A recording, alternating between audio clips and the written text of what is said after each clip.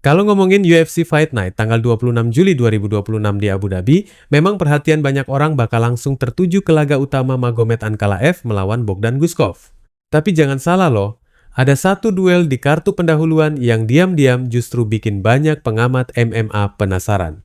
Pertarungan itu mempertemukan dua petarung yang sama-sama belum pernah merasakan kekalahan sepanjang karier profesional mereka.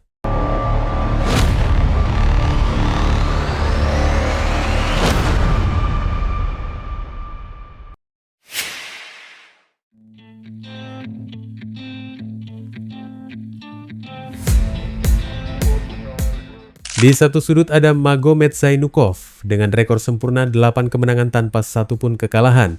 Di sudut lainnya berdiri Damian Repecki, petarung muda asal Polandia yang juga datang dengan rekor bersih 10-0. Artinya, setelah pertandingan ini selesai, hampir bisa dipastikan salah satu dari mereka bakal kehilangan angka 0 yang selama ini mereka jaga mati-matian. Yang bikin menarik, pasar taruhan ternyata sudah punya jagoan. Magomed Zainukov atau yang lebih dikenal dengan sebutan Canco dipasang sebagai favorit besar daripada Damian Repecki yang berada di posisi underdog. Ini menunjukkan kalau mayoritas analis dan bandar taruhan cukup yakin Zainukov bakal keluar sebagai pemenang. Tapi pertanyaannya, apakah semudah itu? Kalau kita lihat lebih dalam, Magomed Zainukov memang punya modal yang cukup mengerikan. Di usia 31 tahun, dia sudah berada di masa yang bisa dibilang sebagai puncak performa seorang petarung. Pengalamannya mungkin belum sebanyak nama-nama elit UFC, tapi gaya bertarungnya berhasil menarik perhatian banyak orang. Zainukov dikenal sebagai striker yang sangat eksplosif. Latar belakang Muay Thai membuat setiap pukulan, tendangan, maupun kombinasi yang dia lepaskan selalu terlihat berbahaya. Dia bukan tipe petarung yang hanya mengejar poin. Kalau ada kesempatan mengakhiri pertandingan lebih cepat, dia bakal langsung menekan habis-habisan loh. Yang paling sering dibahas dari Zainukov adalah kecepatan tangannya. Banyak lawan kesulitan membaca timing pukulannya karena dia bisa masuk dan keluar dengan sangat cepat. Belum lagi tenaga pukulannya yang terkenal keras. Sekali lawan lengah, peluang terkena knockdown bahkan knockout selalu terbuka. Makanya banyak analis menilai kalau pertarungan nanti berlangsung di area striking atau saling adu pukulan dalam tempo tinggi, peluang Zainukov untuk menang emang jauh lebih besar. Dia punya kombinasi speed, power, dan akurasi yang sejauh ini belum berhasil dipatahkan oleh lawan-lawannya. Tapi jangan buru-buru menganggap Damian Repecki cuma datang buat jadi pelengkap acara. Justru disinilah letak bahayanya. Repecki itu ya baru berusia 24 tahun loh. Usia yang masih sangat muda untuk ukuran petarung profesional, tapi dia sudah mengoleksi 10 kemenangan tanpa kekalahan. Itu bukan angka yang bisa dianggap receh. Petarung asal Polandia ini dikenal punya gaya bertarung yang cukup komplit. Berdiri bisa, main bawah juga berbahaya. Dia termasuk tipe fighter yang selalu mencari cara untuk menyelesaikan pertarungan, bukan sekadar bertahan sampai bel berbunyi. Selain itu, Repecki juga memiliki keunggulan dari sisi postur dan jangkauan. Dalam banyak duel, reach sering menjadi senjata yang sangat menentukan. Dengan lengan yang lebih panjang, dia bisa menjaga lawan tetap berada di luar jangkauan sekaligus melepaskan serangan lebih dulu. Masalahnya, menghadapi Zainukov bukan perkara gampang. Kalau terlalu lama bermain di luar sambil bertukar pukulan, justru itu bisa menjadi permainan yang diinginkan Zainukov. Semakin terbuka pertukaran striking, semakin besar peluang petarung Rusia tersebut menemukan momen untuk melepaskan pukulan keras yang bisa mengubah jalannya pertandingan dalam hitungan detik. Karena itulah banyak pengamat memperkirakan kunci kemenangan Repecki bukan sekadar mengandalkan striking.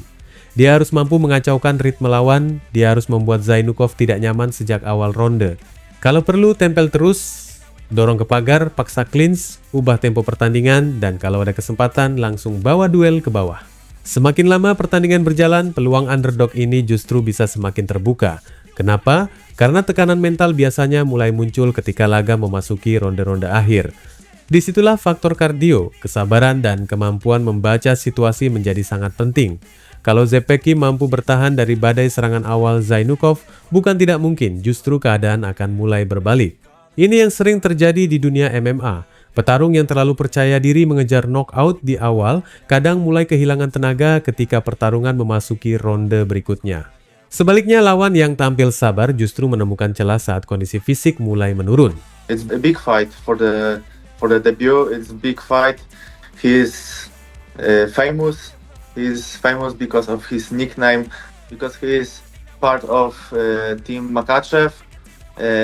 I'm I am a friend with Ilya Topuria. I was helping him in last camp, but I wanna build my name on my fights. I'm not scared of his Muay Thai. He's Dagestani Muay Thai fighter. I'm doing kickboxing from 10 years in Poland, so maybe it will be Dagestani Muay Thai versus Polish kickboxing. Walaupun begitu, sebagian besar prediksi tetap mengarah kepada Magomed Zainukov. Alasannya cukup masuk akal. Dia dianggap memiliki tekanan yang lebih konsisten, pukulan yang lebih tajam, serta kemampuan menyerang yang lebih eksplosif dibandingkan Rebecki. Gaya bertarung agresif seperti ini seringkali membuat lawan kesulitan mengembangkan permainan sejak menit-menit awal. Ditambah lagi, kepercayaan diri Zainukov sedang tinggi karena belum pernah merasakan kekalahan sepanjang karir profesionalnya. Rekor 8-0 emang belum sepanjang beberapa petarung lain, tetapi semua kemenangan itu menjadi bukti bahwa kualitasnya memang layak diperhitungkan. Di sisi lain, Zepesky juga datang membawa modal yang tidak kalah menarik. Rekor 10-0 menunjukkan dia bukan petarung yang gampang menyerah.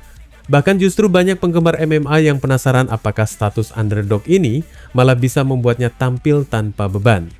Dalam olahraga seperti MMA, tekanan seringkali berada di pihak favorit. Semua orang berharap dia menang. Ketika pertandingan berjalan di luar rencana, tekanan itu bisa berubah menjadi beban yang sangat besar. Makanya, luntar jangan heran kalau duel ini berlangsung jauh lebih sengit daripada yang diperkirakan banyak orang. Di atas kertas ya, emang Zainukov lebih unggul. Odds taruhan juga memihak kepadanya dengan selisih yang cukup jauh. Tetapi sejarah UFC sudah berkali-kali membuktikan kalau angka di papan taruhan tidak selalu menentukan siapa yang akan mengangkat tangan di akhir pertandingan.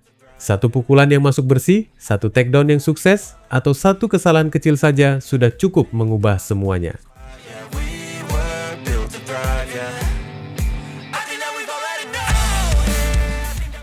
Kalau kita lihat beberapa hari terakhir, ada satu hal yang cukup menarik loh. Di media sosial, mulai banyak akun MMA sampai para fans yang saling mengingatkan, jangan lupa minggu depan Chanko debut di UFC. Padahal kalau dipikir-pikir, Magomed Zainukov sendiri belum pernah sekalipun bertarung di dalam oktagon UFC. Nah, ini yang menurut gua menarik buat dibahas. Biasanya seorang debutan baru mulai ramai setelah tampil impresif di UFC. Tapi Chanko justru kebalikannya. Dia sudah punya basis penggemar bahkan sebelum pintu oktagon itu ditutup untuk pertama kalinya. Banyak komunitas MMA menganggap debutnya sebagai salah satu yang paling ditunggu pada tahun ini. Menurut gua, ada beberapa alasan kenapa hype Chanko bisa segede ini. Yang pertama tentu karena faktor Camp Dagestan. Kalau sekarang ada petarung Dagestan yang benar-benar dipuji sama orang-orang di sekeliling Islam Makhachev, otomatis ekspektasi publik langsung naik. Kita sudah terlalu sering melihat produk Dagestan datang ke UFC lalu berubah jadi monster. Mulai dari Khabib Nurmagomedov, Islam Makhachev, Umar Nurmagomedov, sampai nama-nama lain yang sukses membuat lawan kelabakan. Akhirnya muncul pola pikir di kalangan fans. Kalau orang Dagestan sendiri sampai percaya sama dia, berarti ada sesuatu yang spesial. Emang belum tentu benar sih, tapi persepsi kayak gitu udah kebentuk loh. Alasan kedua adalah gaya bertarungnya. Walaupun berasal dari wilayah yang identik dengan gulat, Chanko justru lebih dikenal sebagai striker yang agresif. Itu membuat banyak orang penasaran. Soalnya biasanya petarung Dagestan identik dengan takedown, kontrol atas, dan ground game yang bikin lawan frustrasi. Nah, Chanko menawarkan sesuatu yang sedikit berbeda.